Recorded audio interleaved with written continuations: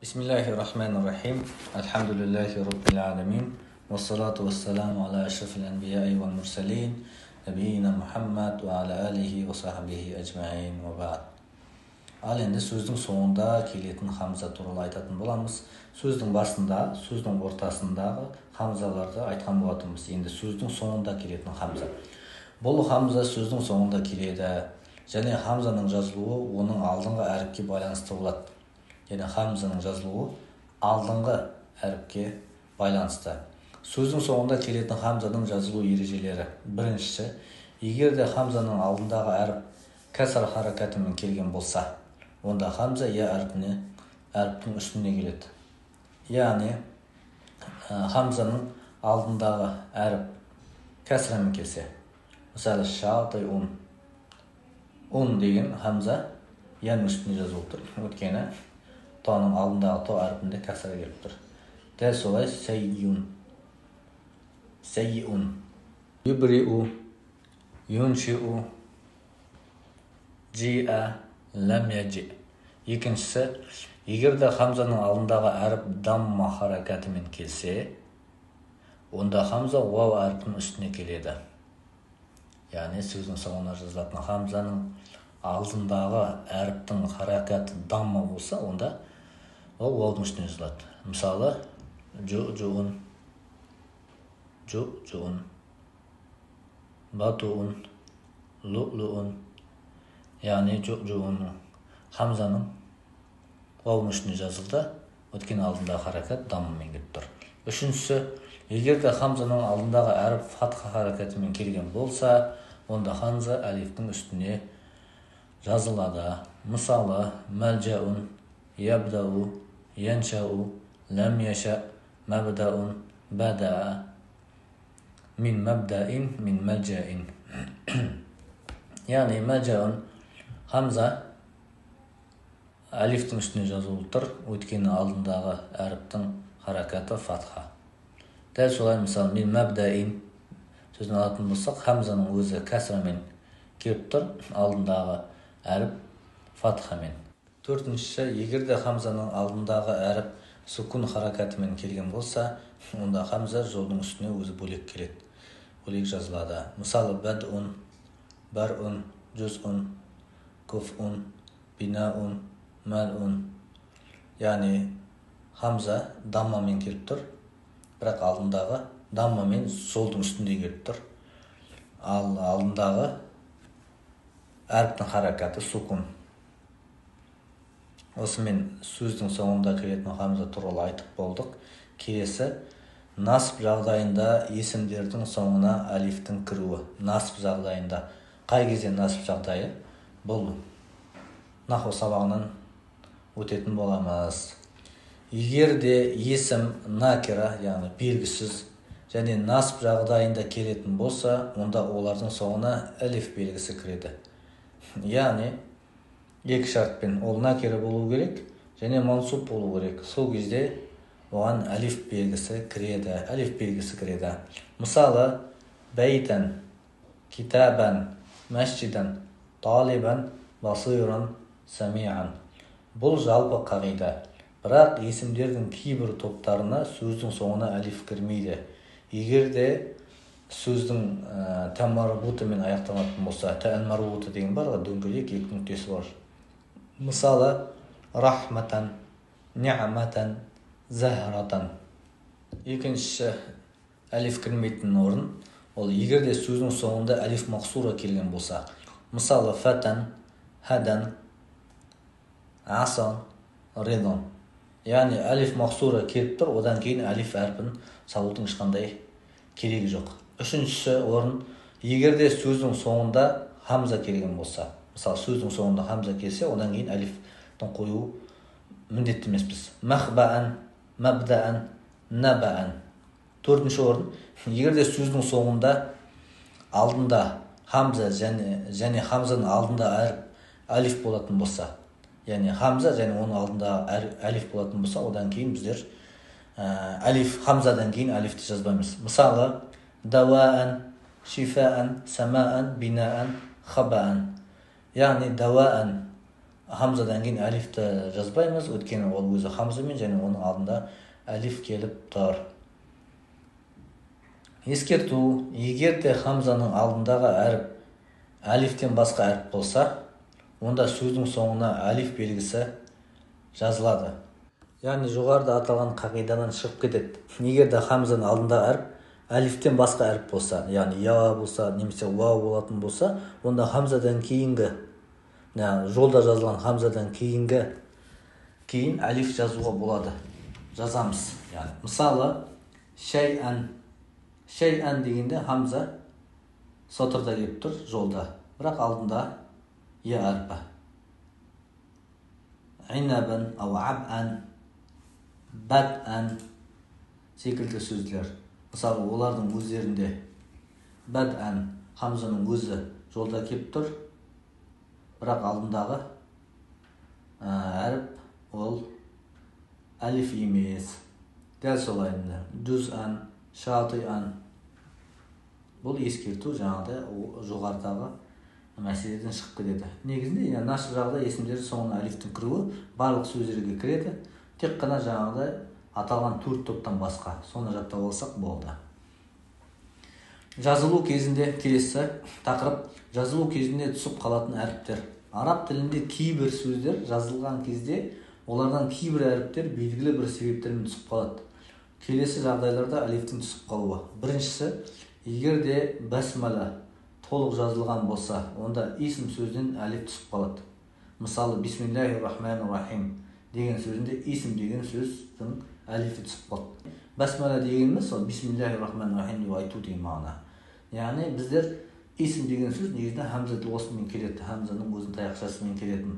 Бірақ осы басмала кезінде бә әрпі қосылды.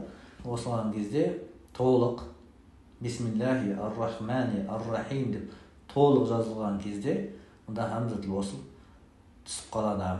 Екінші орын: егер де ибн екі есімнің арасында келетін болса, екі атаудың арасында келетін болса, ол хамзатул уасл түсіп қалады бұл жерде. Мысалы, Умар ибн ал-Хаттаб, Али ибн Аби Талиб. Яғни негізінде Умару ибну болу керек, яғни хамзаның. Немесе оқылмаса да Умар ибн белгісі, әлифтің белгісі түсіп қалады. Али ибн Аби Талиб.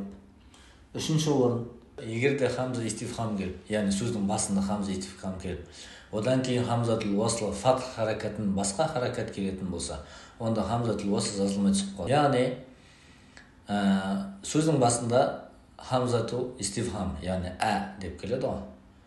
Содан кейін хамзатул уаслмен басталатын сөз фатха болмау керек. Хамзаның өзі фатха болмау керек, яғни кәсрамен болса.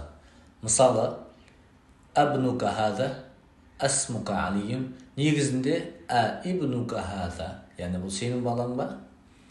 Исмука алиюн, сенің есімің алима, яғни біріншісі ол харф истифхам, сұрақ, яғни харфа. Екінші ол ибнука, яғни фатхамен келмей тұр, кәсрамен келіп тұр. Демек, ол кезде ол әлиф түсіп қалады. Абнука хаза, рұқсат, асмука алиюн. Ал егер де хамзатул уасл фатха харакатымен оқылатын болса, және оның алдында хамза истифхам болатын болса, онда хамза мәд түрінде жазылады. Яғни дәл сол, бірақ хамзаның өзі кәсрамен емес, фатхамен келетін болса, және оның алдында жаңағыдай сұрау харфы келетін болса, онда екі әлиф бір фатхамен мәдке айналады. Мысалы, Аллаху негізі асылында, бірақ Құранда да қалай келді? Аллаху амарака бихаза аз-закарайни. Яғни негізі Аллаху амарака бихаза аз-закарайни, екі еркек пе? Немесе Аллаху амарака бихаза, саған Алла әмір қылды ма бұны? Яғни екі хамзату истифхам келгеннен кейін және одан кейін хамзат ал-уасл фатхамен келген кезде ол созылы бір мәдке айналады. Аллаху аз-закарайни, аз-закарайни деп айтудың ешқандай қажеттілігі жоқ. Төртінші, егер де алиф ләм кірген сөзге ләм кіретін болса, онда әлиф түсіп қалады. Мысалы, әл-бейт, әл-мәсжид деп айтамыз. Соның алдында ләм әрпі кірсе, харф жар немесе басқа. Мысалы, әл-фуқара, лил-фуқара, әл-муслимин, лил-муслимин, лир-риджал, лин-ниса. Яғни хамзатул васл түсіп қалды. Бесіншісі, егерде мә истифхамия, яғни сұрақ, сұрау мә. Харф жарға кірсе, оның әлифі түсіп тастауға рұқсат. Мысалы, амма, бима, фима, лима. Негізінде ан, мә еді ғой. Ан харф жар. Сосын мә сұрақ белгісі. Амма, не туралы? Бима, немен, яғни.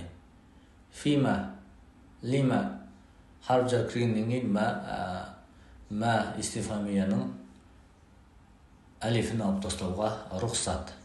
Келесі сабақ, келесі тақырып шәмсия мен қамария әріптері.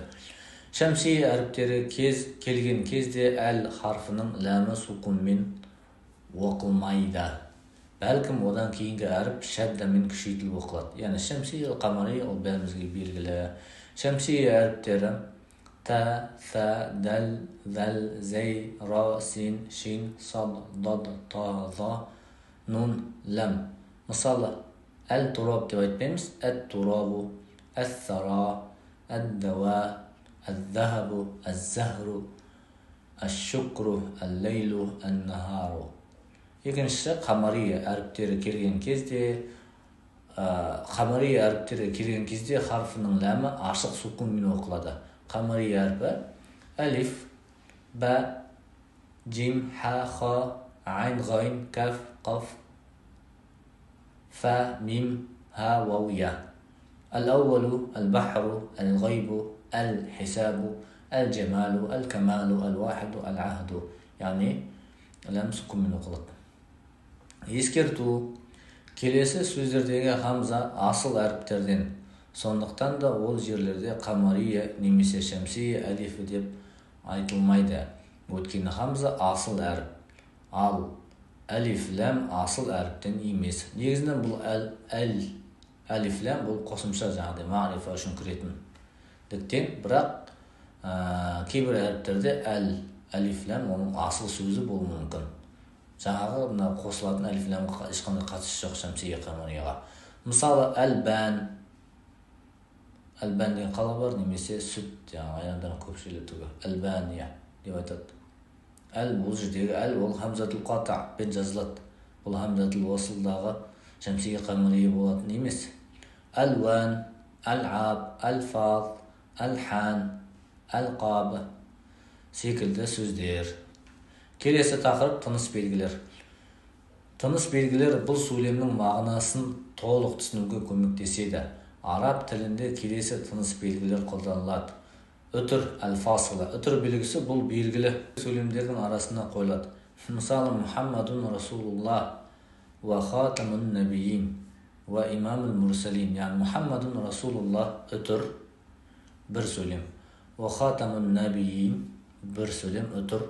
Ва имамул мурсалин. Және бөліктерді баяндаған кезде араларына қойылады. Яғни сөйлемдердің арасында және бөліктерді баяндаған кезде. Мысалы, фусулу санати арбаа. Ар-рабиу, вас-сайфу, вал-харифу, ваш-шитау. Яғни фусулу санати арбаа, жыл мезгілі 4 мезгіл бар. Яғни бір жылда 4 мезгіл бар. Ал ар-рабиа, көктем, жаз, күз, қыс деген сөздердің араларына үтір қойылады.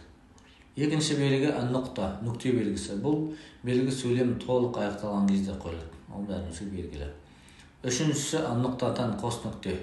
Қос нүкте белгісі бұл белгі, яғни көбіне қала, айтты, мислу, мысалы, наху, мысалы деген сөздердің кейін қойылады. Мысалы оған лейлун қатимун, әй шадидус сават. Яғни оған лейлун қатимун деген сөзге мысалы әй деген сөз немесе наху деген мысалы қос нүкте қоямызда өте қараңғы деген. Яғни бұл айтқанда шарықтаған кезде көбіне қала, мислу, наху дегеннен кейін айтылады. Төртіншісі көп нүкте. Аламатул хазф. көп нүкте белгісі сөздің жалғасуын, яғни аяқталмағанын білдіреді әлі.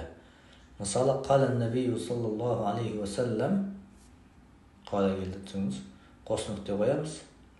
Иннамал аъмалу бинният дедік те, хадисті толық жалғастырмадық, бірақ көп нүктелер қойып кетеміз. Оның мағынасы сөздің жалғасы бар, яғни сөз аяқталмады деген мағына.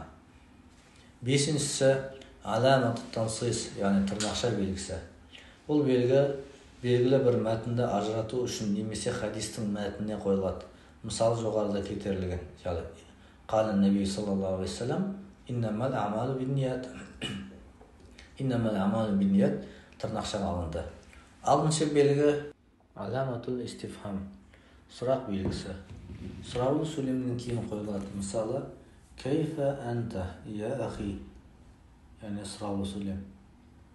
Соңында сұрақ белгісі.